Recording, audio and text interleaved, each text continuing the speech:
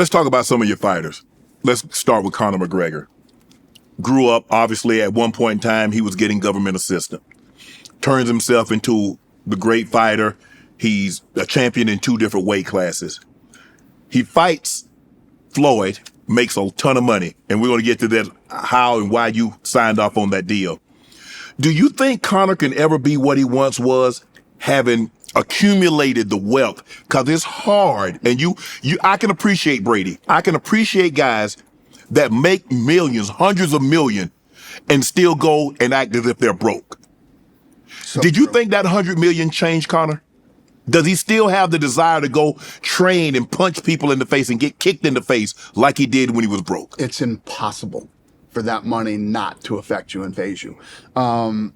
And you see it, that is, and you're so dead on. One of the things that makes Brady so incredible and unique is that not only did he every year strive to get better and better, he was never one of these guys that tried to break the bank and be the highest paid guy. He would actually take less money to build A better team. 100%. I mean, it's one of the things that now he's looked at as the GOAT, and that guy will continue to print money for the rest of his life. Absolutely. And to be a young guy and not let his ego get in the way of being great and chasing greatness and understanding that not one person does anything. You need a team around you. And that is one of the things that I will credit Conor for too. If you ever notice, there's never been animosity or a beef between UFC and Conor McGregor. Right. Conor McGregor is brilliant in that way too. He knows what he brought to the table and he knows his value and his worth. But he also knows that the UFC is, you know what I mean? Much like Brady. The thing in fighting, the hard part about in the combat sports world is once you start to make that kind of money and you want to say, well, it never changed me. It's impossible not to change you. It's impossible to go from, where you were to where you are today financially and not be changed. But Conor's one of the very unique few that was able to capitalize on his fame, his personality, and everything else outside of the octagon. And this is all professional sports. I mean, you played at the highest level. To stay on top of your game for many, many years is very hard to do, especially once money becomes involved. Well, it's hard in this sport because you can't duck and dodge. You can't.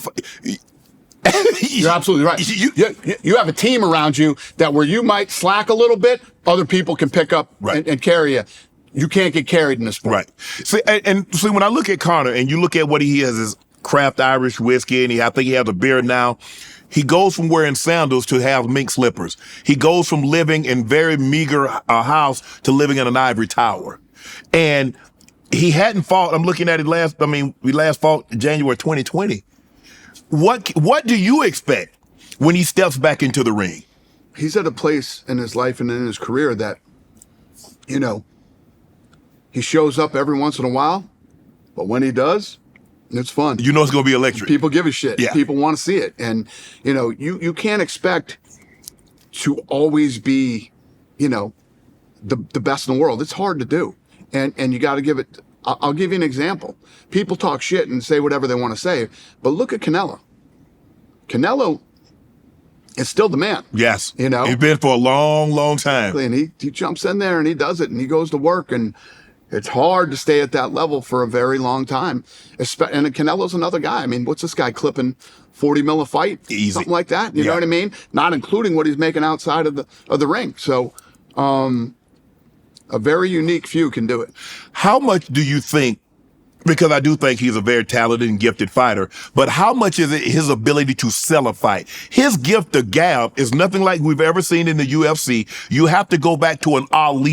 Somebody that could talk, that get you riled up. I got to watch this guy fight. Either he going to whip somebody or I want somebody to whip him, but I got to see it. I always hate to do this, but it's a fact. Conor and Ali are here. When you talk, they're equal. When you talk about mental warfare and the ability to get in the guy's head and the ability to, talk up a fight, he's Ali level. Yeah. He really is. And it's fun, man. Conor, it's fun having Conor in this company, right, and in this sport in general. So I don't know what you asked me. What'd you ask me? How has the $100 million fight, to your best guess? Well, it's not just the $100 million fight. It's everything this that came along. Made, I mean, as far as I've heard too, in the movie business, he just did a movie. He was the highest paid guy to ever walk into a movie for the first time. His liquor business. Craft Irish, you and I hope we can do what he did Absolutely. in the liquor business. And the list goes on and on and on. And what this kid has achieved and continues to achieve. So, fighting got him into a position where he could capitalize on all these different things outside of fighting. And very few, I'm trying to think of who else has been able to do that. Everybody else has had to make all their money in fighting. Yes. Maybe they had a couple things go on here and there. Nobody has done it outside of the octagon or ring at the level that Conor McGregor has. You're absolutely right. 303 UFC. It's going to be in the Sphere, right? Mm-hmm. No, 303 is Conor McGregor International Fight Week. Okay. The Sphere is in September.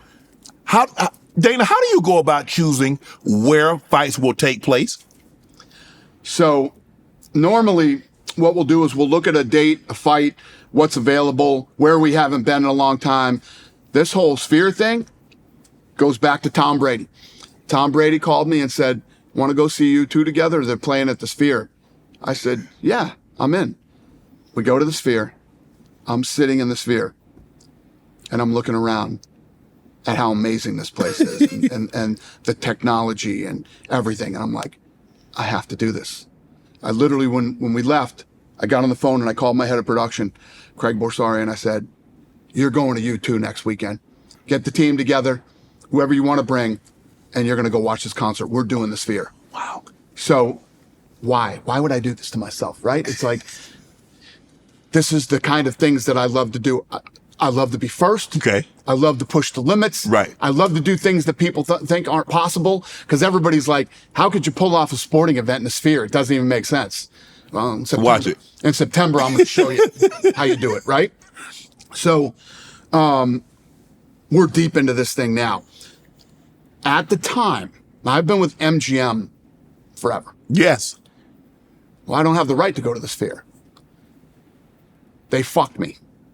Okay? They fucked me. MGM did. Yeah. And basically they knew that I had this whole thing that I was doing. I just built a performance institute in Mexico, right? I'm doing Mexican Independence Day, and hats off to Al Heyman. We do the event. MGM got fucked by boxing somehow. Right. I don't know the deal or how it went down, but they got fucked. Okay. So I end up getting Mexican Independence Day. Okay. I go in, put on a great event. Al Heyman, I called my guy Monday and said, make sure we got this locked up next year too. Right. That weekend, Al Heyman slides in and steals the date from me next year. Al, hats off to you. My guy calls on Monday and they said, yeah, we already gave it to Al Heyman. I flipped the fuck out. Flipped out. Because you do all your fights at the MGM Grand. Yeah, for 20-something years. Yes. But these guys say, we're sorry, how can we fix it? I said, give me the Sphere. I want the Sphere. I want the Sphere. So MGM gives me the date at the Sphere, lets me go to the Sphere to do this thing. Wow. Right? So the way that this thing played out is crazy. This was meant to happen. So September is going to be, first of all, I'm a big boxing fan, and I've always been a fan of Mexican fighters. Yeah. And, some of the baddest dudes to ever walk the face of this earth have been Mexicans. Yeah. When somebody tells you you fight like a Mexican, it is the biggest compliment you could ever get. You fight. In the fight business, right? And this is my love letter to Mexico, the Mexican people, and the history of combat in Mexico. Right. And it's going to be done in the greatest arena ever built. Right. With the best technology in the world right now, as far as arena goes. And I'm already $16 million into this thing. This will never be done again. This will never be replicated. Anybody who comes in after me at the Sphere is fucked. Fucked. Telling you right now. So this is going to be a one-off. The UFC will never go back to the Sphere. This is a one of a one. One of one. One and done. And it will be the greatest live sporting event anybody has ever seen. Have you? And if you're Mexican, you have to be there. You have to be there. Have you already got a card in mind? We're working on it and we're tweaking it every day. And yeah, John, the answer is yes. Ooh, woo. Oh man, I can just imagine who. I'm sure everybody wants to be on that card. Everybody should want to be on that card. Believe me when I tell you. Everybody was all fired up about UFC 300. This thing is going to be, and again, if you are Mexican and you are on this, it's going to be like nothing anybody's ever seen before. Right. For a live event. I had Francis and Not to mention the fact when I talk about always being first. Yes. Nothing has ever been done live at the Sphere. Right. Broadcast. Right. Oh, Nothing's yeah. ever been broadcast live out of the Sphere. Right. So everything that I'm doing there, putting on a fight. Right. Right. Programming the Sphere, beaming it live to the rest of the world. Right. These are all first. Nobody's ever done this before. How many, what's the capacity of the Sphere? So 20,000. So wow. Yeah, there'll be 20,000 people in there that day. Wow. There's not a bad seat in the house, is it? Well, it's different. It's unique. To say there's not a bad seat in the house for the fight, this isn't just a fight. This is a live because you're going to have theatrical event. Yeah. Yeah. You excited about this? I'm beyond excited about this. So had you not gone, that obviously the U2 was the first to perform in there. Had you not gone, had that thought ever crossed your mind prior to you going to see U2 in the Sphere? All these things that happened, Brady calling me and asking me if I want to go to U2 with him, I wouldn't have gone, and I wouldn't have seen it and done it.